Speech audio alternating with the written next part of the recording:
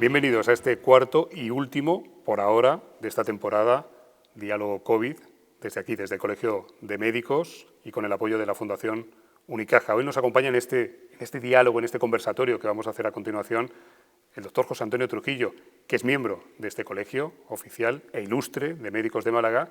Es un médico humanista y uno de los promotores de estos diálogos que estamos haciendo en torno a la pandemia y al COVID. José Antonio Trujillo, muy buenas, ¿cómo estás? Muy buenas, Roberto, un placer acogerte aquí en nuestra casa, en la sede del ilustre Colegio Oficial de Médicos de Málaga, y sobre todo siempre es un placer para mí conversar contigo, ¿no? Te puedo asegurar que el placer es mío. Empecemos. La pandemia ha sido un tsunami extraordinario. En fin, nadie podía imaginar lo que iba a ocurrir, aunque eso sí, la ciencia lo estaba avanzando, lo estaba diciendo. ¿Nos hemos dado cuenta de lo vulnerables que somos? Somos seres de cristal, ¿no? ¿Somos conscientes de ello? Las tragedias siempre tienen ese elemento trágico, ¿no? Porque no se prevén, uno no sabe que mañana se acaba el mundo, ¿no? Y siempre nos pilla con el pie cambiado, ¿no?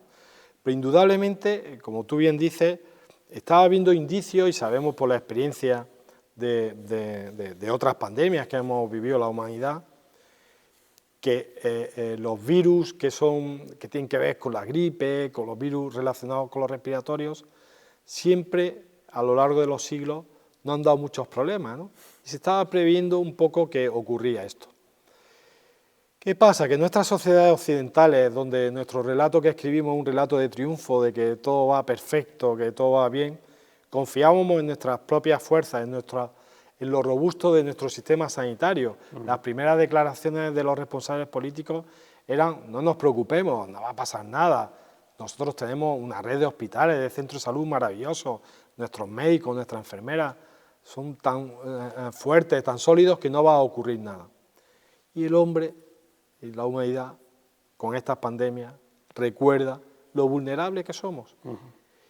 Somos capaces de lo mejor, de lo más grande, o sea, de no ir solo a la Luna, de querer ir a Marte, pero también somos muy vulnerables en la naturaleza. Y no está mal que nosotros tengamos ese recordatorio de que a veces, las personas, somos un rey desnudo, ¿no? Y una pandemia de este tipo nos lo ha mostrado, ¿no? La pandemia nos ha colocado frente al espejo, ¿no? Nos ha demostrado que somos vulnerables, pero de la necesidad virtud, ¿no? Hace 100 años tuvimos la gripe del 18, aprendimos de aquella gripe. 100 años después, ¿vamos a ser capaces de aprender de esta pandemia del COVID? Debiéramos aprender, porque esa pandemia del 18, del siglo pasado, que injustamente le dijeron gripe española, ¿no? Cuando era gripe americana, los primeros casos fueron en Estados Unidos, pues nos enseñó muchas cosas de lo que ocurre y de cómo nosotros podemos enfrentarnos a una enfermedad de este tipo, que es una enfermedad que se transmite a través del aire, y en aquella época no se sabía incluso que era un virus el que lo transmitía, no tenía el conocimiento y el avance de la ciencia como ahora, ¿no? Y entonces aquello nos dejó muchísimas lecciones impresionantes, ¿no? Leía hace poco un informe, una referencia de cómo no solo hubo una ola, hubo varias olas, ¿no? Como está ocurriendo ahora. ¿Por qué? Porque iban bajando los casos, nos confiábamos y otra vez cometíamos el error de concentrarnos y permitir la movilidad, que es un error recurrente en este tipo de cosas. Concentración y movilidad, claro, ¿no? Son las claves. Son claves. Y fíjate, Roberto, una cosa muy importante. En el informe este que leía de la gripe del 18, decían que una segunda ola hubo muy importante en Madrid, precisamente porque con la celebración San Isidro se hizo la romería y creíamos que están ya dominando esa enfermedad, ¿no? Esa terrible gripe, y se dieron cuenta que tuvieron una segunda ola. Estamos en el mes de marzo, donde van a ocurrir cosas importantes en España, como es el tema de la celebración, el tema de todo lo relacionado con la mujer, como son la Semana Santa, y todavía hay mucha gente que entiende que estamos en una situación de poder volver a cometer los mismos errores que cometimos el año pasado, de permitir concentraciones de mucha gente, cuando tenemos todavía una incidencia acumulada altísima. Pero bien, yo no quisiera hoy hablar de tantos temas técnicos como de lo que tú me decías, ¿no? De, ¿habremos aprendido? Pues fíjate, después de la gripe del 18, no solo hubo esa tremenda pandemia que se cobró millones de víctimas en el mundo, sino que acabó la Primera Guerra Mundial, con el desastre que eso supuso de daño y de muertes también, ¿no? Pero bueno, los países se dieron cuenta que solos no se pueden, que solo desarrollándose un país no puede, que tenemos que fijar el crecimiento de forma compartida. Y se llegaron a acuerdos maravillosos, ¿no? Como el Tratado de Versalles, donde hubo generosidad por parte de los supuestos vencedores de la guerra. O sea, nosotros tenemos, después de esta pandemia, que aprender también que después de esta tremenda tragedia que está suponiendo esta pandemia, tenemos que construir proyectos comunes importantísimos. Y luego vimos cómo fueron dorados los años 20. Eso no ocurrirá a nosotros. Querremos vivir el carpe diem. Pero en ese carpe diem tiene que haber no solo un componente individual de aspiración de la felicidad de forma individual, sino también tenemos que pensar en cómo podemos hacer una mejor sociedad aprendiendo de lo que nos ha ocurrido, ¿no? Así que volverá la Belle Époque y saldremos de esta juntos. Charleston volverá, esperemos, ¿no? Esperemos que sí. Estar juntos para hacer cosas juntos y para ser mejores juntos. Hablemos de eso, hablemos de la sociedad y del dolor, que me da la sensación de que a veces no somos conscientes que han sufrido las víctimas del COVID. ¿Crees que como sociedad hemos estado a la altura de ese dolor que está produciendo a día de hoy el coronavirus? Por desgracia no hemos sido justos con las víctimas. Y mira que me duele y yo conozco tus circunstancias personales y tú las mías, y todos en primera persona hemos sufrido, ¿no?, pérdidas y daños importantes en nuestras vidas, ¿no? Y uno le da vuelta y dice y piensa cómo han muerto al inicio de esta pandemia miles de compañeros nuestros, de compatriotas nuestros, en la residencia, un poco olvidados, dejados de la mano de Dios, en unas situaciones no solo de vulnerabilidad, sino de poca humanidad en el final de sus vidas, que no es justo con ellos, ¿no? A las víctimas siempre se le debe memoria, ¿no?, de las personas que los queremos, pero también hay que hacerle justicia, memoria, dignidad, justicia siempre con las víctimas. ¿Por qué? Porque en la medida que una sociedad es fuerte y muestra sus rasgos definitorios con los más débiles y los más vulnerables de esa sociedad, muestra su músculo como sociedad y su madurez como sociedad. Si nosotros nos olvidamos de los más débiles, de los que han fallecido, no tenemos el mínimo intento de encontrar sentido, de acompañar el dolor de todas las personas que han sido víctimas de esta terrible pandemia, dirá poco de nuestra sociedad, dirá muy poco. Y eso es como un encargo que nosotros tenemos que volver a asumir. Las víctimas no pueden caer en el olvido, le tenemos que hacer justicia y tenemos que aprender también, yo creo que hemos aprendido en parte, con que tenemos que modificar totalmente nuestra relación con las personas más vulnerables que han estado en residencias de ancianos o en centros hospitalarios donde, por desgracia, no los hemos podido atender como ellos se merecían, ¿no?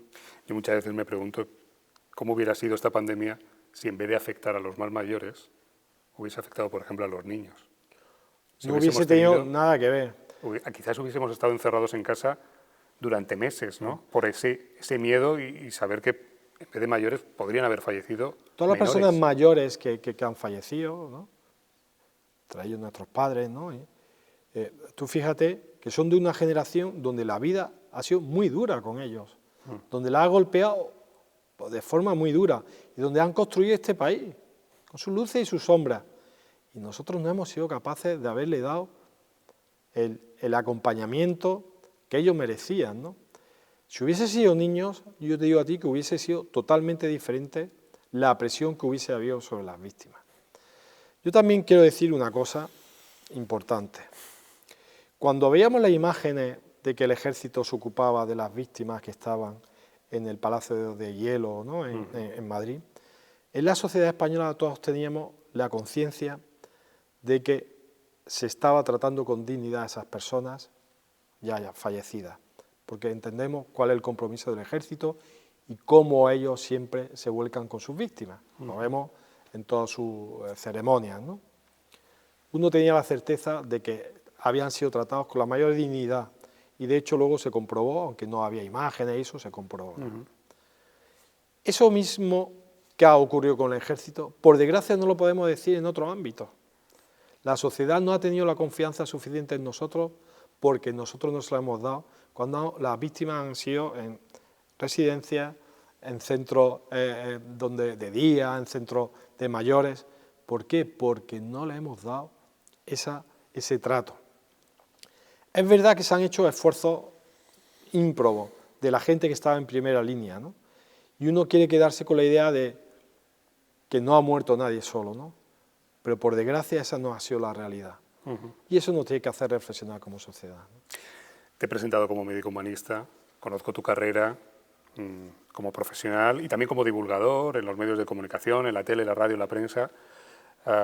Y yo creo que a lo largo de esta conversación el humanismo está presente constantemente. Estamos hablando de seres humanos. Pero ese factor, esa derivada humanista que tú le aplicas a tu trabajo, ¿está realmente en la pandemia, en este proceso que estamos viviendo, en este tiempo tan penoso y tan triste? Pues ha sido un tiempo también crítico para la forma de hacer medicina, de si realmente el médico se ha volcado con los pacientes que ha tenido y con una situación compleja como la teníamos, que hemos tenido y seguimos teniendo, de incertidumbre, ¿no? Ha sido una piedra de toque fantástica. La medicina humanista no es otra cosa que la medicina con alma, de centrar todo el esfuerzo en la persona. Y créeme, Roberto, y lo tenemos que compartir a boca llena, que el ejemplo de muchísimos compañeros míos a diario, que yo lo he visto, y yo he trabajado a diario estos días duros, de plomo, ¿no?, recios, que dicen algunos compañeros, donde la persona ha sido el centro de su desvelo, donde cuando ha existido en nuestra sociedad distanciamiento, lo que ha hecho el médico, lo que ha hecho el enfermero, lo que ha hecho el humanista, es acortar esa distancia, ¿no? Y luego encontrar una cosa que es importantísima, que todas las vidas tienen valor y todas las vidas merecen ser la pena vividas. Y el médico tiene que estar ahí para que el paciente nunca olvide que es una persona que importa, aunque crea que es el último de la fila o la persona más menesterosa o que no necesitaría la atención de una sociedad. Pues el humanismo es la buena noticia que le llega a cualquier enfermo de que su vida merece la pena ser vivida y que su vida es importante y es única y por tanto se merece todo el respeto y todos los desvelos por nuestra parte. Hemos tenido noticias, afortunadamente, del humanismo en esta pandemia, ¿no? La eclosión del COVID-19, se produce en un momento de la historia donde la revolución tecnológica nos estaba, como en un tsunami también, nos estaba golpeando y ha acelerado procesos, como por ejemplo el teletrabajo, las videollamadas, ¿no? Este factor tecnológico, que lo va a cambiar todo, lo está cambiando todo, yo lo veo en la televisión, tú lo verás también en el hospital, ¿cómo va a afectar al paradigma humanista? ¿Puede alterarlo de alguna manera? ¿Podemos olvidarnos de esos valores?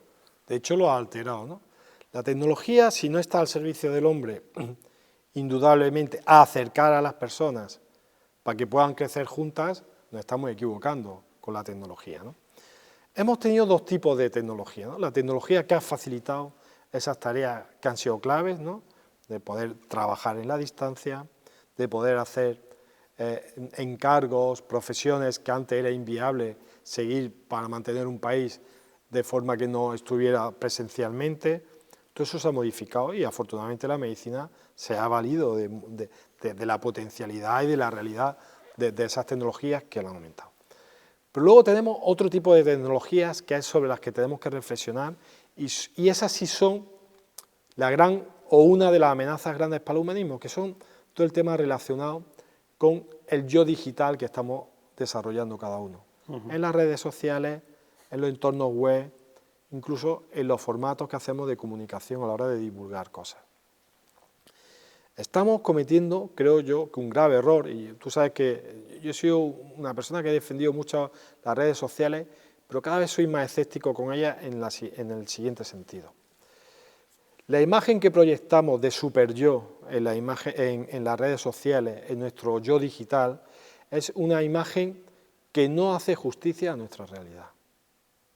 Solo muestra la imagen amable, la imagen triunfadora, la imagen buena de cada una de las personas. Todas las personas en nuestras vidas tenemos una buena foto, una buena conversación. La foto del perfil del Facebook es siempre la mejor.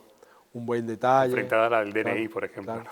Pero nosotros sabemos la realidad. Si uno es un poco crítico con uno es capaz de hacer lo mejor, pero también lo peor. Ese barro del que estamos hechos, uno tiene que ser consciente y no vanagloriarse de que ha conseguido muchas cosas y metas en la vida y no hundirse también cuando se da cuenta del material que está hecho y de que pues, nos afectan todas las cosas, la vanidad, el egoísmo, nos equivocamos con las personas que queremos, con las personas que nos importan, pues muchas veces somos muy injustos con ellas y uno pues, entra y dice, qué catástrofe, si yo estoy luchando por esto, cómo me he equivocado tanto o he hecho tanto daño, o al contrario, ¿no?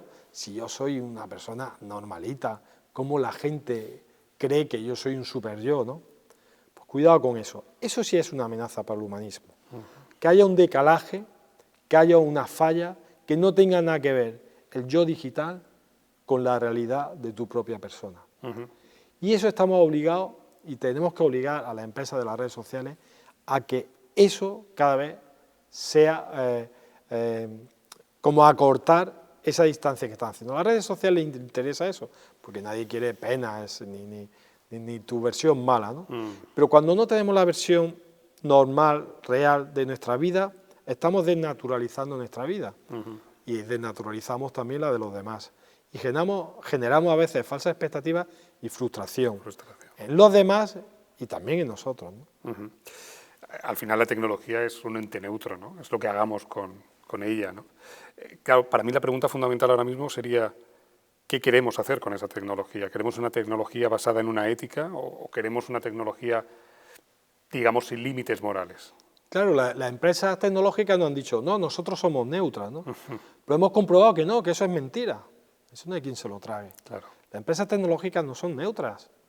Las empresas tecnológicas incitan a que se polaricen los debates, a que se resalten unas cosas sobre otras. Y entonces, indudablemente, la tecnología, todos los sistemas nuevos de información deben regirse por la misma ética que es el respeto a la persona, a la dignidad de la persona, ¿no? Que lo que no pudiéramos hacer en un ámbito como estamos ahora, cercano, que lo que yo no te pudiera decir a ti a la cara o no lo pudiera contrastar y decir verdad, no lo pudiera hacer en las redes sociales o no lo pudiera hacer en otro lugar, ¿no? Indudablemente, siempre cuando irrumpen estas tecnologías que son disruptivas, pues bueno, hay un espejismo de libertad y de que todo se va a regular de forma espontánea, pero que es un espejismo. Cuando nosotros empezamos las redes sociales, eran divertidísimas. Yo recuerdo cuando entraba en Twitter, en Facebook, eran divertidísimos. Pensábamos además que iba a ser un elemento de democratización de la democracia, una especie de ágora pública donde íbamos a vertir el conocimiento y íbamos a compartirlo. Pero ahora sabemos, Roberto, que eso es mentira. Se acabó. Se acabó. Entró la política, entraron los poderes, es otra historia. Y tú has puesto el acento en una cosa muy importante. Yo he hablado a tema personal, el super yo ese digital que mostramos, ¿no? Pero es que la democracia también está en peligro si nosotros concedemos demasiado poder a esas empresas que se entiende que son neutras, sin ningún contrabalance, sin ninguna regulación que nos permita decir, por ahí no. Antes había noticias falsas, antes había corriente de opinión, pero ahora eso se globaliza y no solo hay noticias falsas, es que ya a uno a veces le cuesta saber cuál es la noticia verdadera. Y eso ha sido con la irrupción de este tipo de tecnologías. Y donde una persona en el rincón más recóndito puede, aprovechando los algoritmos de este tipo de tecnologías, puede fomentar una revuelta social sin base ninguna, ¿no? Es un peligro que la democracia tiene que enfrentarse a ello y yo creo que se han dado cuenta, sobre todo nos hemos dado cuenta en los países occidentales y se está empezando a ver que, cuidado, ustedes no son una tecnología neutra, ustedes se tienen que regir por los mismos contrabalances que existe en la democracia y con las mismas regulaciones, ¿no? pensábamos que íbamos a ser el cliente de esas tecnologías, de esas redes, y parece que somos el producto, ¿no? Somos el producto sin duda, ¿no? Y cuando hemos visto el, Sí. el documental este de Netflix, que ha sido tan aclamado, al final uno es el producto y dice, bueno, pues Dios mío, si yo creía que eso, ¿no? Que iba a ser el cliente, que iba a ser el protagonista, no soy el protagonista, ¿no? Soy un elemento más en la cadena de Claro. producción. Volvamos a la medicina. Yo creo que una de las cosas buenas de esta pandemia es que como sociedad hemos abierto los ojos y os hemos visto, a los médicos, al personal sanitario, a todos, desde el primero hasta el último, desde el último hasta el primero. Me pregunto, José Antonio, ¿cuál va a ser la siguiente pantalla? ¿Qué consecuencias va a tener esa ponderación, que creo que ha sido real, del personal sanitario? ¿Cómo os va a afectar?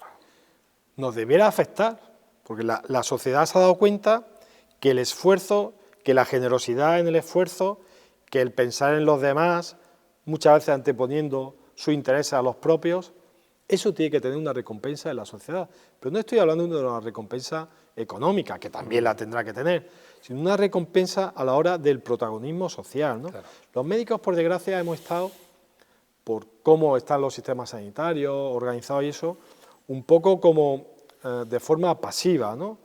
Un poco, si me permiten, sin querer ser, lo van a entender las personas que nos están viendo y escuchando, un poco el síndrome ese del funcionario, ¿no? Yo cumplo, pero usted no me pida más, ¿no? Cuando uno se da cuenta que solo con ese esfuerzo, solo con ese compromiso no se sacan la sociedad adelante, sino que se necesita una mayor generosidad, una mayor implicación en la resolución de los problemas, indudablemente uno se da cuenta que su protagonismo tiene que cambiar. Y el protagonismo tiene que cambiar del médico si quiere implicarse en todas las reformas que tienen que haber por delante. Y yo estoy seguro que la sociedad va a poner oídos a la persona que se ha jugado la vida por los demás y se le va a escuchar cuando haya que reformar el sistema de salud, cuando se piense en nuevos modelos asistenciales, cuando se recurra a ellos para organizar mejor todo el sector sociosanitario. Nosotros no podemos ser, como en las redes sociales, un mero espectador, un mero producto, ¿no? Nosotros tenemos que ser los protagonistas de esa transformación necesaria, ¿no? Y yo creo que la sociedad lo va a acoger con los brazos abiertos, porque ha sabido de lo que somos capaces, ¿no? Pero los primeros que no los tenemos que creer son los médicos.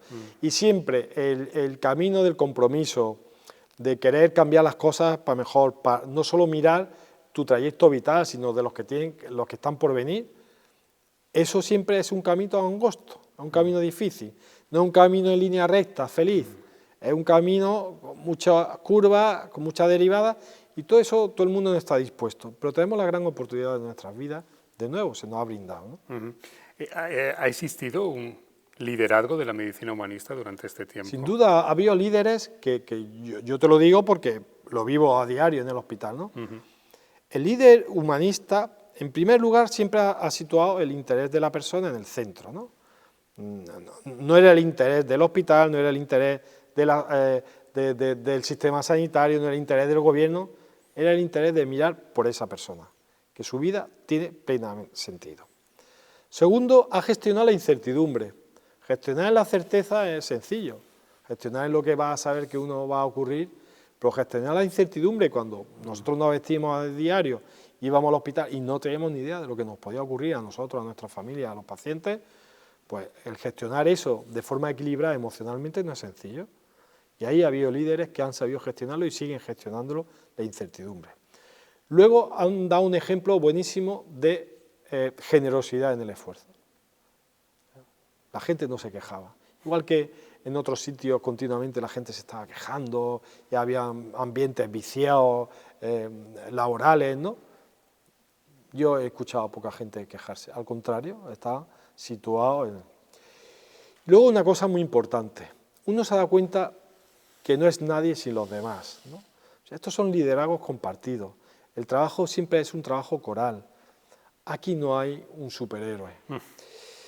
Y yo siempre se lo digo a los pacientes, el trabajo callado, el trabajo sin relevancia muchas veces pública, tiene sentido y tiene mucho sentido. Y porque tiene sentido, hemos podido enfrentarnos con garantía a esta pandemia. Si solo concurriera en esta pandemia los superliderazgos de personas que también se necesitan, pues hubiese sido imposible enfrentarse a eso. Entonces, gestión de la incertidumbre, centrar siempre todo el esfuerzo en la persona, uno solo no puede, es un trabajo coral y necesitamos los superhéroes, pero necesitamos las personas normales, ¿no? Otra vez volvemos a esa idea de juntos, ¿no? Estar juntos, el trabajo coral, ¿no? Yo cuando era pequeño había un programa que decía eso de solo no puedes, con amigos sí. Claro, ¿no? Muchas veces hay un dicho por ahí que a mí me gusta de vez en cuando sacar, que uno a lo mejor puede llegar a determinadas metas y a determinados sitios más rápido solo, Sí. pero si quieres llegar lejos, búscate un buen equipo. Claro, claro. Y Eso es así. Junto con otros podemos llegar a metas más ambiciosas, más largas, ¿no? Y luego rápidamente uno se da cuenta que cuando tiene el reconocimiento de sus iguales, cuando los iguales reconocen en la persona que trabaja a su lado, esa persona generosa, entregada, ese es el mayor premio que uno puede tener, ¿no? Y te mejoras a ti mismo. A mí me preocupa, cuando pase todo esto, que sepamos catalizar lo positivo. ¿Podemos quedarnos con un mensaje esperanzador dentro del desastre que supone una pandemia? Nos debemos quedar con el mensaje esperanzador, que es con el que yo invito a las nuevas generaciones a que se impliquen en los problemas de la sociedad, que se impliquen con el devenir de su sociedad. Yo siempre digo a los alumnos, y me intento aplicar a mí mismo, ¿no? Muchas personas, y en concreto los médicos, tenemos el privilegio de servir. Y ese es un privilegio. El médico en la vida consigue todo, pero consigue nada también. O sea, uno tiene la capacidad de estar en el eslabón de mejorar la salud y la vida de las personas, ¿vale?, a un costo tremendo, pero también por poco se le da mucho. Y eso es una lección importantísima para nosotros, ¿no? Que merece la pena trabajar por los demás, que es un privilegio servir, es un privilegio de los mayores que tiene, y si uno es capaz de interiorizarlo e intentar que su vida gire a propósito de eso, lo va a hacer mejor persona, lo va a hacer mejor hombre, con todos nuestros defectos. Yo no soy ejemplo de nada, ni quiero ser nunca ejemplo de nada. Sí, siempre digo a los alumnos que si uno tiene el referente de las cosas, si uno intenta fundar sus actuaciones en valores, puede dejar pozo en la historia, porque ese pozo en la historia no es solo importante para nosotros en la forma individual, sino como sociedad, para los que nos han precedido y para los que están por venir, ¿no? ¿Tú crees que va a haber más vocaciones después de esto? ¿Va a haber Yo estoy seguro. más gente, chavales, que deseo. quieran estudiar medicina? Ha sido muy emocionante cuando desde el Colegio Médico hacíamos multitud de iniciativas y médicos que estaban jubilados se ponían a disposición de nuestra. Sí. Muchos chavales jóvenes, alumnos, decían, no sabemos cómo podemos ayudar, pero nosotros queremos. Gente en los bachilleratos que ven que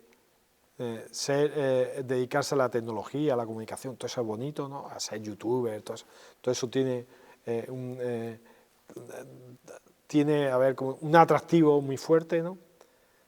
Pero el ser pieza indispensable del engranaje de una sociedad, como puede ser un médico, como puede ser, yo qué sé, no quiero, pues podemos poner mil profesiones, eso ha sido un foco de atracción que yo creo que va a haber, igual que un baby boom, va a haber un estudiante boom de medicina, porque han visto personalizado el esfuerzo de muchos médicos, de muchas enfermeras, de muchos profesionales de la salud, y donde dice, esto merece la pena. Antes te preguntaba por un mensaje esperanzador, yo creo que para terminar, este es muy esperanzador, pero sé que durante las otras ediciones, cuando tú has charlado, conversado con otros doctores, con otros médicos, siempre les has pedido terminar de una manera especial. Así que yo te lo dejo en bandeja de plata. Sabes, ¿cómo terminamos? Nuestro amor por la literatura, sí. Nosotros somos también escritores, hacemos lo que podemos, ¿no? Se hace lo que se yo puede. digo muchas veces que la literatura es la vida cosida con palabras, ¿no? que es complicado. Y quisiera acabar con un poema precioso, ¿no? que da imagen, da idea de esperanza, de esperanza en nosotros, ¿no? y es de una poeta gaditana a la que yo le tengo muchísimo aprecio, que es Raquel el Lancero, y el poema se llama Invocación. Y con esto quiero que acabemos este cuarto diálogo COVID y último de esta serie, que confiamos que en el futuro pues, posiblemente haya más series. Y si no hay más series, pues bendito sea Dios, hemos disfrutado estos 4 programas. Pues se llama Invocación. Que no crezca jamás en mis entrañas esa calma aparente llamada escepticismo. Huya yo del resabio, del cinismo, de la imparcialidad de los hombros encogidos. Crea yo siempre en la vida, crea yo siempre en las 1000 infinitas posibilidades. Engáñenme los cantos de sirena, tenga mi alma siempre un pellizco de ingenua, que nunca se parezca mi epidermis a la piel de un paquidermo inconmovible, helado. Llore yo todavía, por sueños imposibles, por amores auténticos, por fantasías de niña hechos añicos. Huya yo del realismo encorsetado, consérvese en mis labios las canciones, muchas y muy ruidosas y con muchos acordes, por si vinieran tiempos de silencio. Doctor José Antonio Trujillo, gracias por estar en este cuarto episodio de estos diálogos COVID. Mucha suerte. Gracias a ti, como siempre, Roberto, es un placer estar contigo. Un placer.